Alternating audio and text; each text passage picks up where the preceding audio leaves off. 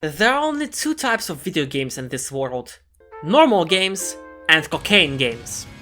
This is a cocaine game.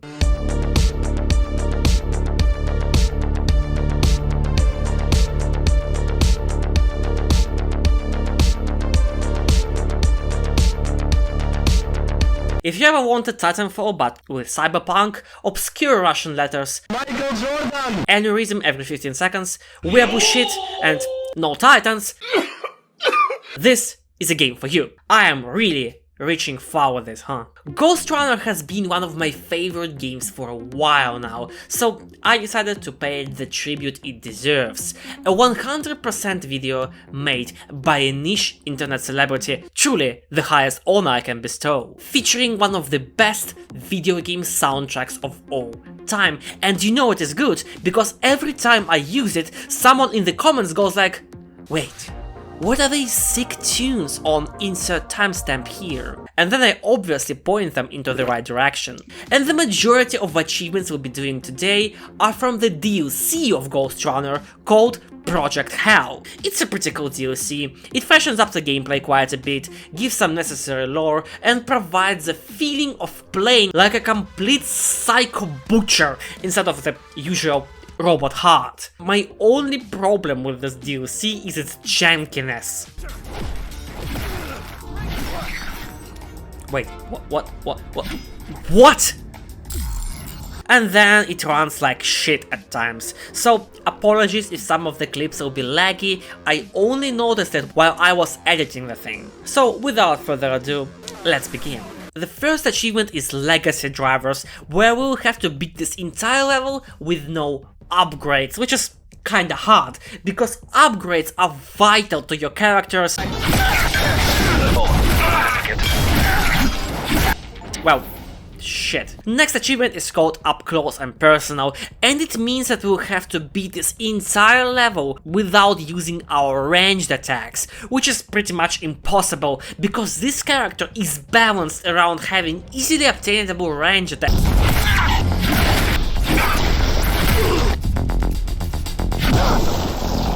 Well, you didn't have to cut me off like that. Now, next level is extra hard, because now we have to actually beat it without killing a single enemy, which is insane, because there are a lot of these flying guys that shoot bombs, and they are so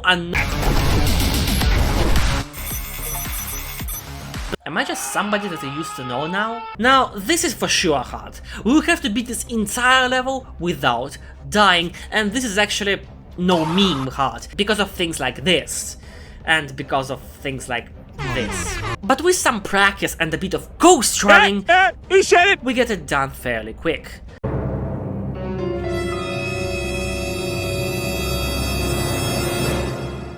Ah, shit. How long is the video again? Ah, fuck. Well, I can't post it. There is no redemption arc, no me swearing for half an hour, and most importantly, not a single DMC Devil May Cry reference to speak of.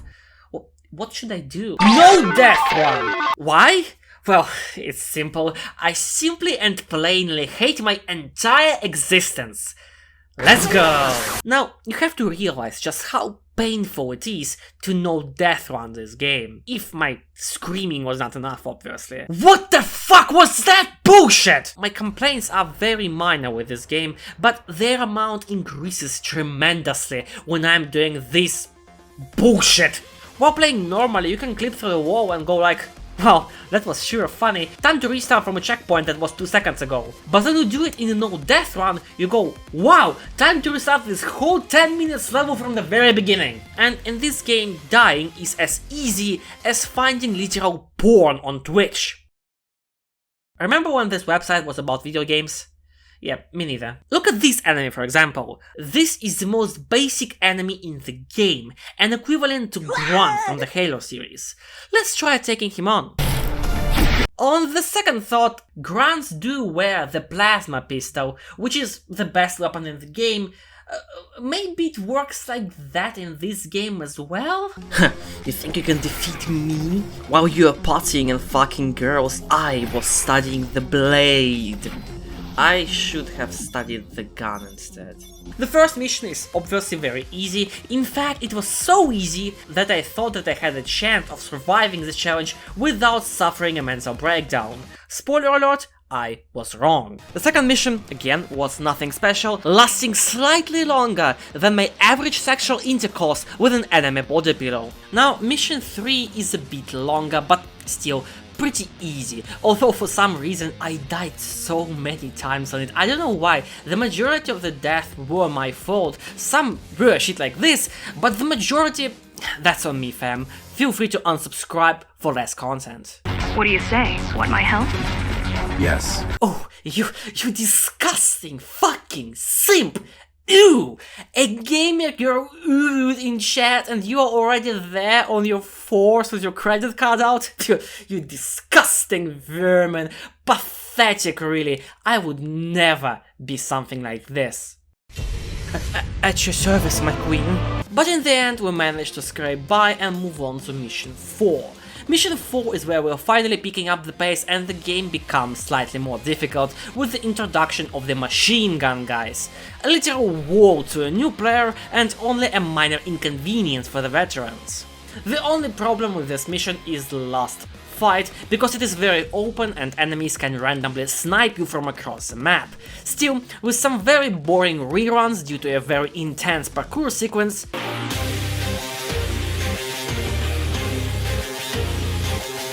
we get it done and move on to mission 5. Now mission 5 is one of those that made me feel like using Twitter is a normal human activity that should not be persecuted by an execution. Truly, I was going insane. The mission is 11 minutes long on average, which doesn't sound like a lot, but in terms of this game, it is basically an eternity. You do the same thing over and over for minutes, and then the air filter will not push you far enough, and you die 10 meters away from the exit gate. Hold on a second. Sections of the game where you're supposed to be crouched, where they want you to do it their way so badly that they force crouch you. You create an amazing movement system that gives you so many options and lets you do so many flashy things just to say fuck everything you just enjoyed, here's fucking gimmicks because all your freedoms of playing are gone. And then it happens again, and you install the game back just to delete it one extra time. Jokes aside, this one was really painful, due to it being extremely long and filled with sections that are just simple parkour and puzzles, and nothing wrong with that as it is still the beginning of the game, but when you're doing this shit over and over, these sections can quickly become autopiloted, which makes you lose your focus, thus game ending you on the following sections, which are not really hard, but a bit unpredictable, because these enemies are a thing now. I like their function in the game, but they are so buggy, as sometimes they refuse to jump, cancelling their animations, and sometimes they do jump, gibbing you instantly. Anyway, after a very long time we are done and moving on to mission 6. Mission 6 is okay. Shoot enemies they introduce are fun to fight, but again they have their own share of bugs. Oh yeah, awesome. Other than that, it was a pretty smooth sailing from there. Mission 7 is a very brief introduction to the enemy that brings fear into every Ghostrunner's eyes. Wait, do they even have eyes? Brings fear to every Ghostrunner's triangles. These MGR geckos shoot a very wide projectile that cannot be deflected. Your only option to dodge it is to either slide underneath it or jump over it, which is only possible with a zipline or a jump boost. The level though is as long as the lifespan of an average child in the Victorian era. It's not very long. And with that we move on to fight the most disgusting and horrible thing in the entire universe. Tom. No, slightly less disgusting Tom. Now, this level is insanely hard and is solely based on timings of your jumps. An inexperienced player will try to rush forward as quickly as possible, while an experienced player will carefully wait out the laser's patterns, as it is way safer that way. I am not an experienced player. Tom has 3 stages, each of them is progressively harder than the last one, just like in that other game, the Onion Ring, I believe it was called. And that was all my effort for writing jokes in this video. Enjoy my low effort movement montage, Lamau.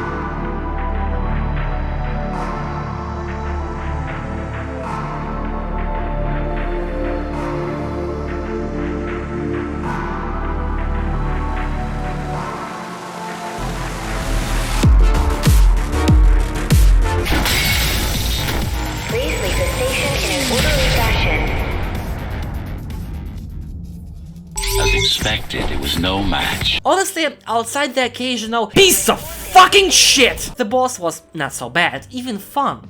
The first stage is all about your memory of laser patterns, the second is all about timing, and the third is a kinda mixture of both.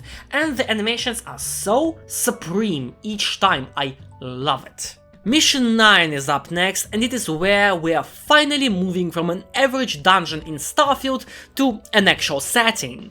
These and following levels are beautiful and feel rewarding because finally you see something that's not a generic sci-fi industrial complex.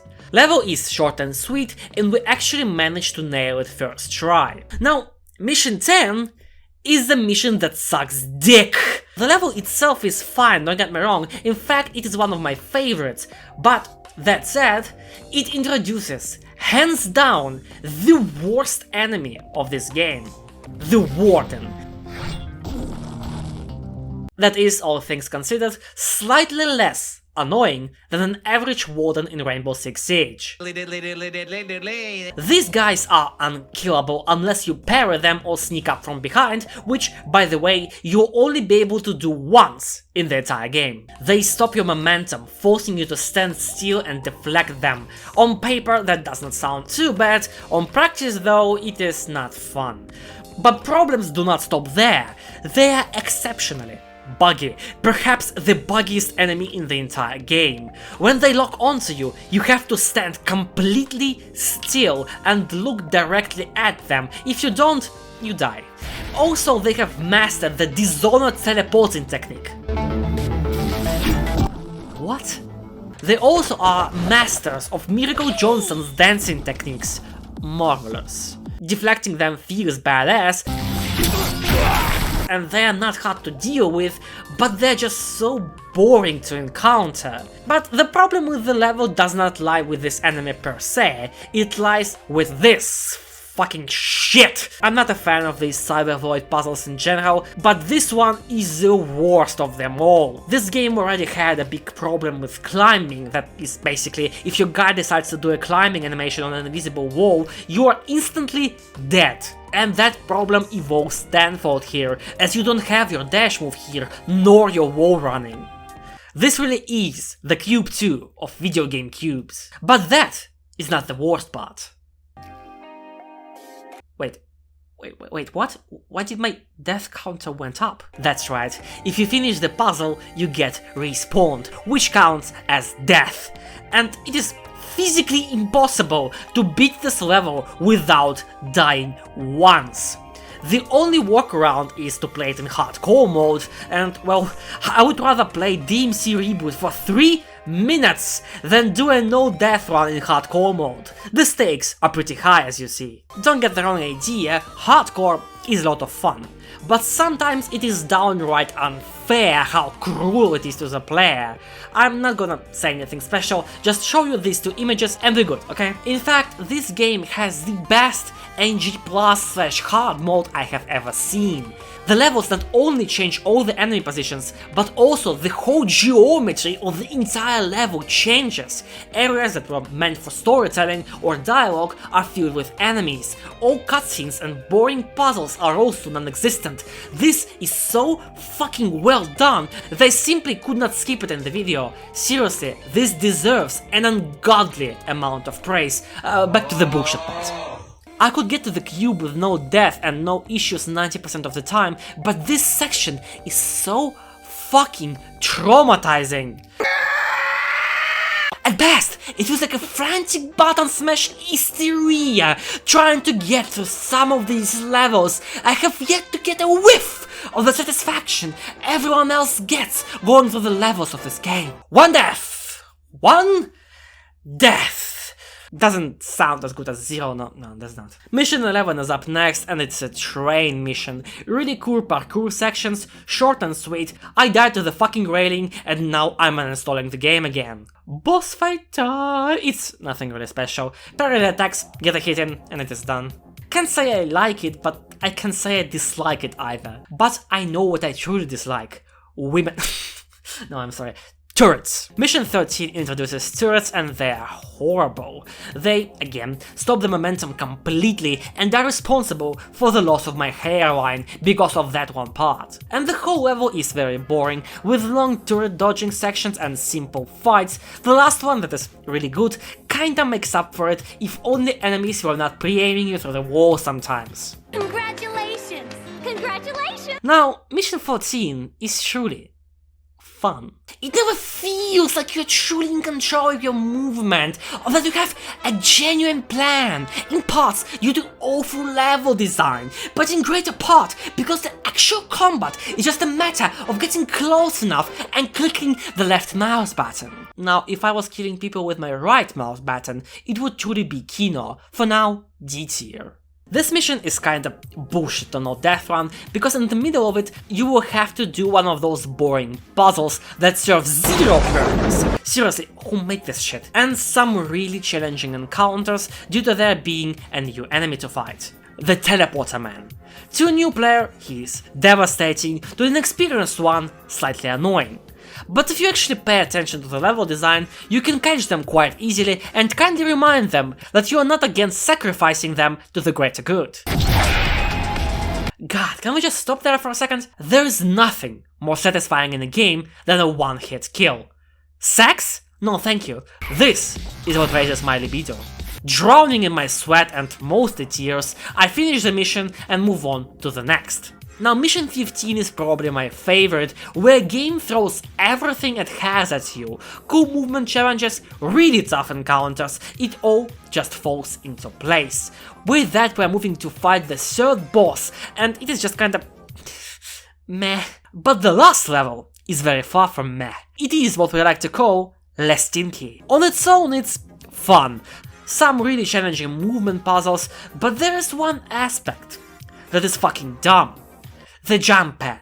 It doesn't work. Half of the times it doesn't work. What the fuck is this even? Who made this? You made this? Die, you bastard. If you for some reason want to do the same thing as me, God, I beg you, please don't. Let go of your keyboard and mouse when you approach the jump pad, as it is the only way to make them work 100% of the time, and never use controller in this game. It is horrible and will make your experience 100 times worse. Trust me, I used one. And there we go. Each and every ignore that one, level has been beaten by me with 0 deaths.